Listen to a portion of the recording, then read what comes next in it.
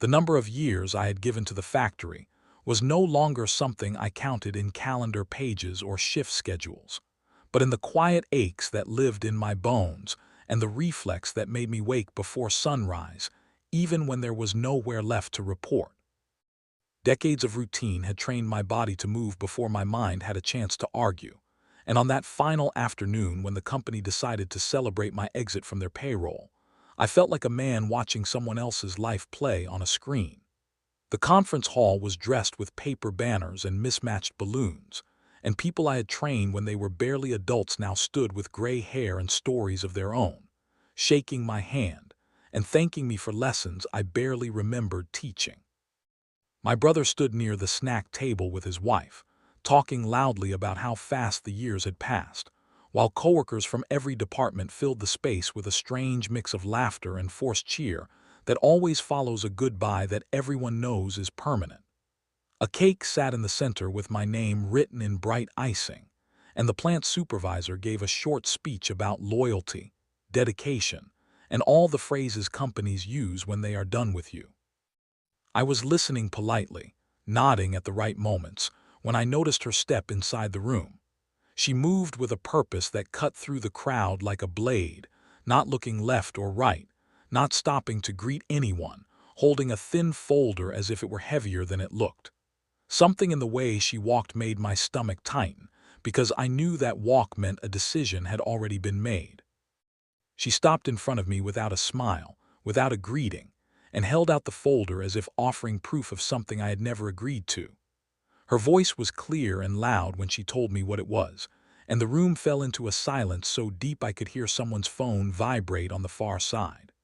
I opened the folder, saw pages filled with legal language and her signature already inked at the bottom, and I felt a calm settle over me that surprised even myself. I signed where the lines told me to, one page after another, without reading the details, without asking questions, without giving anyone the reaction they seemed to expect.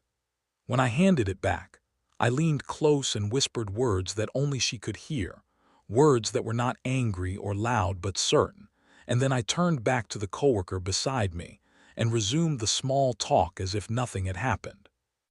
Somewhere near the door, two familiar figures began to clap, slow at first, then faster, smiling as if they had just watched a victory instead of a family breaking apart. She left with them without a backward glance, and after a few seconds the room awkwardly returned to noise, pretending that nothing had changed.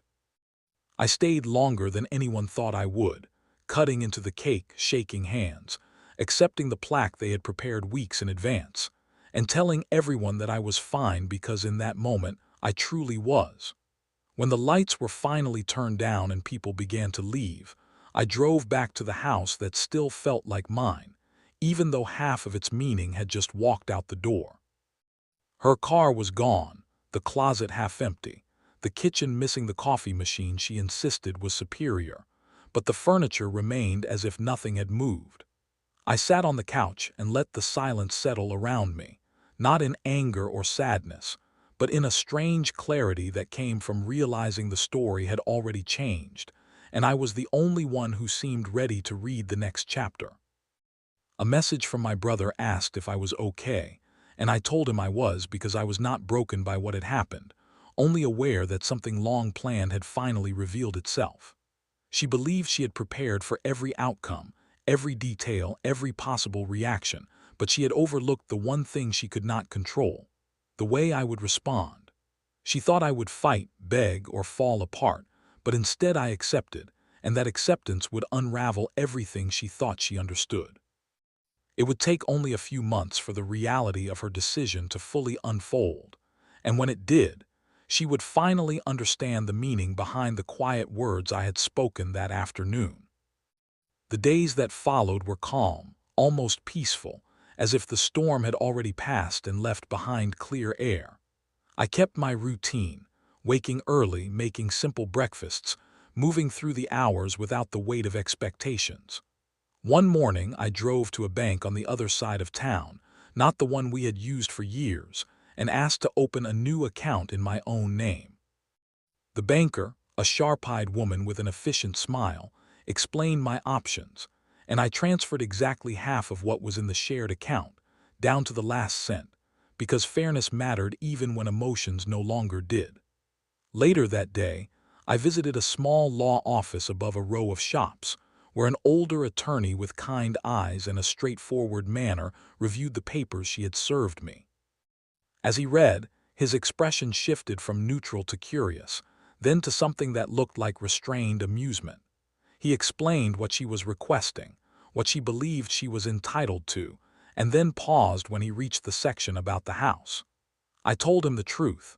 The mortgage was already paid in full, the deed was in my name alone, and the final payment had been made months before she had chosen her dramatic moment.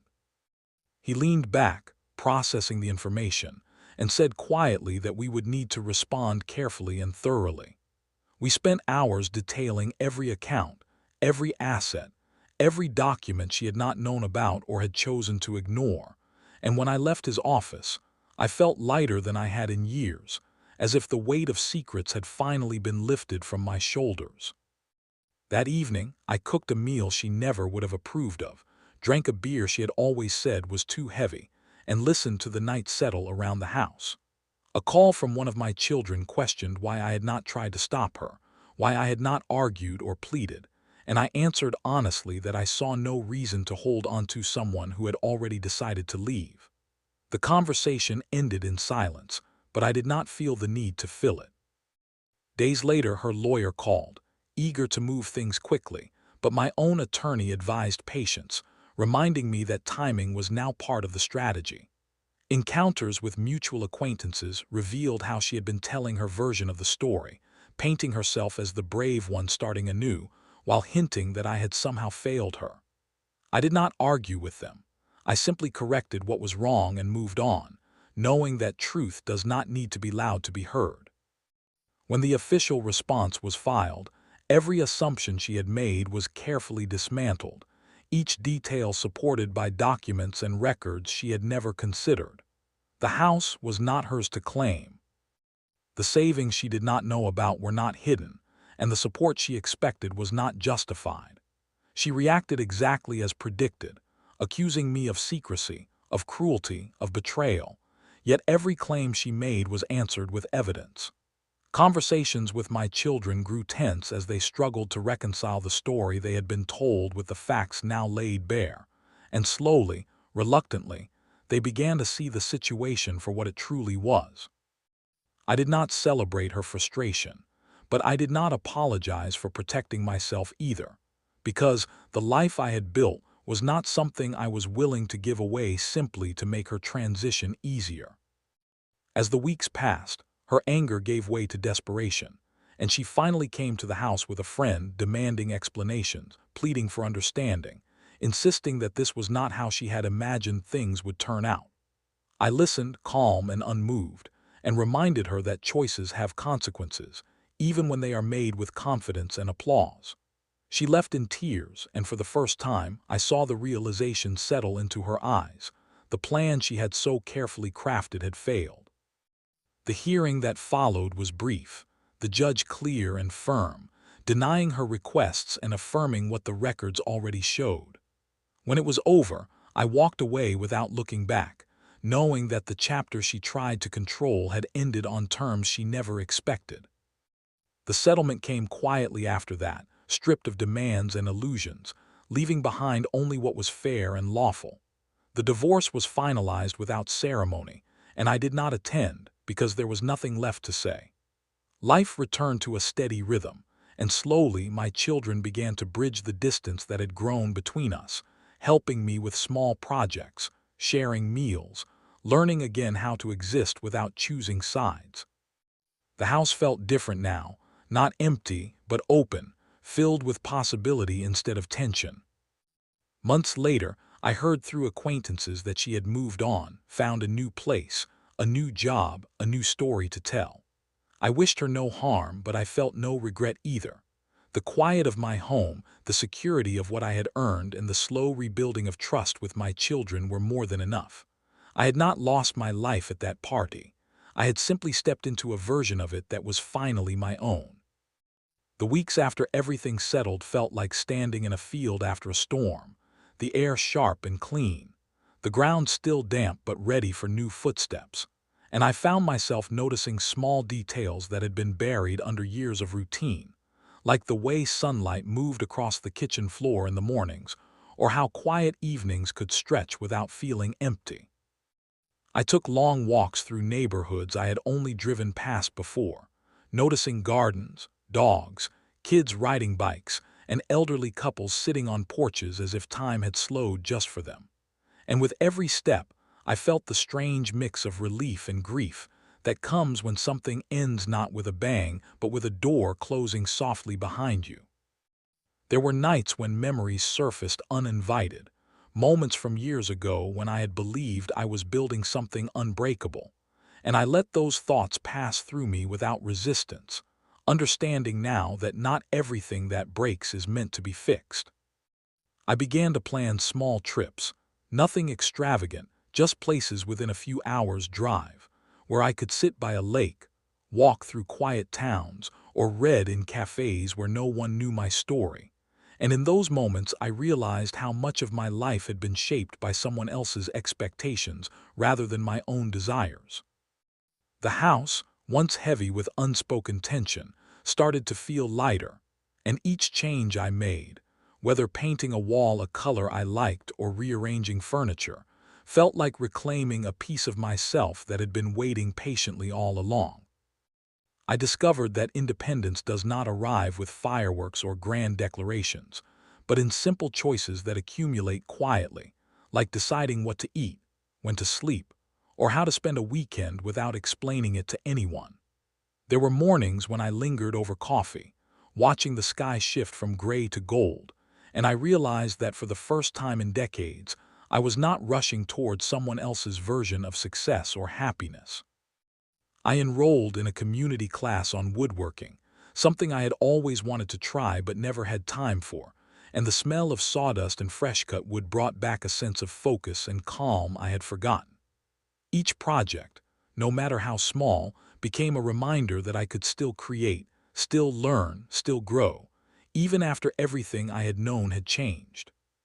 The friendships I formed there were easy and light, built on shared interests rather than shared histories, and I found comfort in the fact that my life no longer had to be defined by the past, but could instead be shaped by what I chose to do next. There were moments when doubt tried to creep in, whispering that I should feel lonelier than I did, that I should miss something more deeply, but I learned to sit with those feelings and let them pass, understanding that healing is not a straight line but a series of steps forward and back. I spent evenings writing in a notebook, not about what had happened, but about what I wanted, what I hoped for, and what kind of person I wished to become now that the weight of old expectations had lifted. Sometimes I wrote about traveling to distant places, sometimes about volunteering, sometimes about simply living quietly and contentedly, and each word felt like a promise to myself that the next chapter would be written with intention rather than habit. I realized that freedom does not mean having no responsibilities, but choosing which ones are worth carrying, and that realization gave me a sense of peace I had never known before. As seasons changed, I noticed how my perspective shifted with them, how autumn leaves reminded me of letting go, how winter taught me patience, how spring brought the quiet assurance that growth is always possible, and how summer carried a warmth that felt like forgiveness. I spent time organizing old boxes in the garage, sorting through decades of belongings, deciding what to keep and what to release, and with each item I let go of, I felt a small but meaningful sense of closure. The house became a reflection of who I was now rather than who I had been, and in that transformation, I found a deeper understanding of myself. I no longer saw my past as something to escape, but as a foundation that had taught me resilience, patience, and the value of honesty, even when it is uncomfortable. There were still days when I felt the absence of familiar voices and routines, but instead of filling the silence with distractions, I learned to appreciate it, to hear my own thoughts clearly for the first time. I began to volunteer at a local food pantry, meeting people whose stories reminded me that everyone carries unseen struggles, and through those conversations, I gained a renewed sense of empathy and connection. Giving back in small ways helped me see that my life still had purpose, still had meaning beyond what I had lost, and that realization filled me with quiet gratitude. Slowly, my relationship with my children continued to heal, not through grand gestures, but through shared meals, casual conversations, and simple moments of laughter that felt genuine and unforced. We talked about the past without bitterness, acknowledging mistakes and misunderstandings, and while the scars remained, they no longer defined us. I learned that forgiveness is not about forgetting, but about choosing to move forward without carrying the weight of resentment. And in doing so, I felt lighter than I had in years. I also learned to trust myself again, to listen to my instincts, and to honor the boundaries I had once ignored. I realized that self-respect is not something granted by others, but something you claim for yourself through your actions and choices. Each day became an opportunity to practice that truth, to live in a way that felt authentic rather than obligated. And with every small decision, I felt a growing sense of confidence in who I was becoming. Time, I discovered, does not erase pain, but it reshapes it, softening its edges and allowing space for new experiences to take root. I stopped measuring my life by milestones or expectations and started appreciating it for what it was, a series of moments, each one offering the chance to begin again. The future no longer felt like a distant goal to chase, but a landscape unfolding one step at a time, and in that unfolding I found hope. In the quiet evenings, when the house was still and the world outside had settled, I would sit by the window and reflect on how far I had come, not in distance but in understanding. I saw now that endings are not failures but transitions, and that every choice, no matter how painful, carries the potential for growth.